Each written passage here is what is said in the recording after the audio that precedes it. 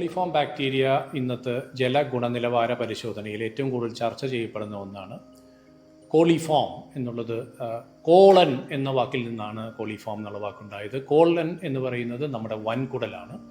നമ്മുടെ വൻകുടലിൽ കാണുന്ന ബാക്ടീരിയ ആണ് കോളിഫോം. അതൊരു ബാക്ടീരിയ സമൂഹമാണ്. അതല്ല ഒരു ബാക്ടീരിയ അല്ല, അത് ഒരു ബാക്ടീരിയയുടെ ഒരു കമ്മ്യൂണിറ്റി തന്നെയാണ്. അപ്പോൾ ആ കോളിഫോം ബാക്ടീരിയ കുടിവെള്ള സ്രോതസ്സുകളിൽ കാണുകയാണെങ്കിൽ അത് അർത്ഥമാക്കുന്നത് മനുഷ്യ വൻകുടലിൽ നിന്നുള്ള വിസർജ്യം കുടിവെള്ള സ്രോതസ്സുകളുമായി കലരുന്നു എന്നുള്ളതാണ്. അതുകൊണ്ടാണ് ലോകാരോഗ്യ സംഘടന തന്നെ കോളിഫോം ബാക്ടീരിയയുടെ സാന്നിധ്യം കുടിവെള്ളത്തിൽ കാണുകയാണെങ്കിൽ മനുഷ്യ വിസർജ്യം അവിടെ എത്തിച്ചേരുന്നു എന്നുള്ളതിൻ്റെ ഒരു സൂചികയായി അന്താരാഷ്ട്ര തലത്തിൽ തന്നെ ഉപയോഗിക്കുന്നത്.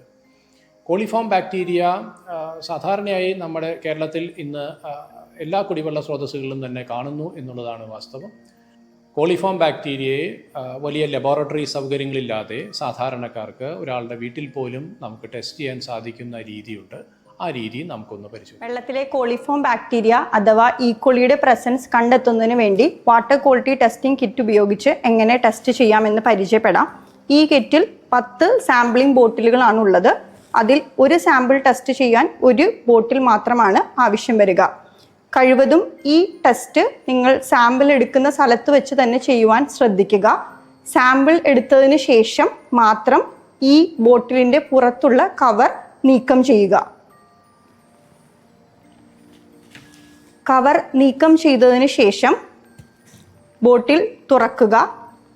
ഇവിടെയായി ഒരു ആരോ മാർക്ക് റെഡ് കളറിൽ കൊടുത്തിട്ടുണ്ട്. ആ ലെവൽ വരെ നിങ്ങളുടെ സാമ്പിൾ ഒഴിക്കുക.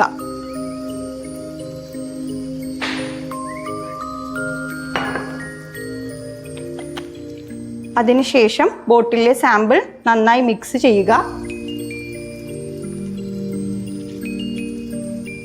ഇനി ഈ ബോട്ടിൽ സൂക്ഷിച്ചു വെക്കുക. 24 മണിക്കൂറിന് ശേഷം മാത്രമാണ് ഇതിൻ്റെ റിസൾട്ട് നമുക്ക് കാണുവാൻ സാധിക്കുകയുള്ളൂ.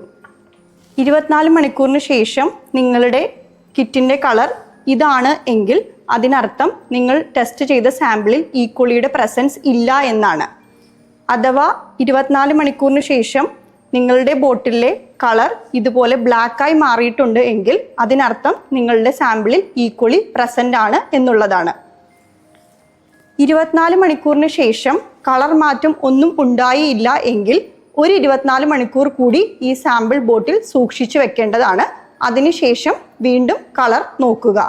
കളറിന് വീണ്ടും മാറ്റമില്ല എന്നുണ്ടെങ്കിൽ ഈക്വളി ഇല്ല എന്ന് ഉറപ്പിക്കാം.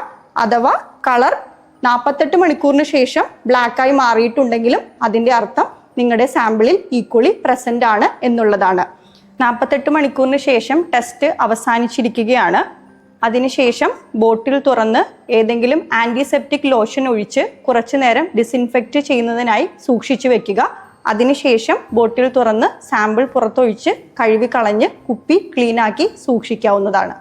കോളിഫോം ബാക്ടീരിയയുടെ സാന്നിധ്യം കാണുന്ന ജലാശയങ്ങൾ ബ്ലീച്ചിങ് പൗഡർ ഉപയോഗിച്ച് ശുദ്ധീകരിക്കാവുന്നതാണ്.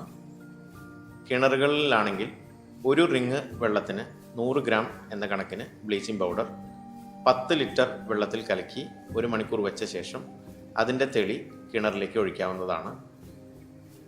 12 മണിക്കൂറിന് ശേഷം ആ ജലം നമുക്ക് ഉപയോഗിക്കാവുന്നതാണ്. ബ്ലീച്ചിങ് പൗഡറിന് പുറമെ ജലശുദ്ധീകരണത്തിനായി നമുക്ക് പൊട്ടാസ്യം പെർമാംഗനേറ്റ് ലായനിയും ഉപയോഗിക്കാവുന്നതാണ്.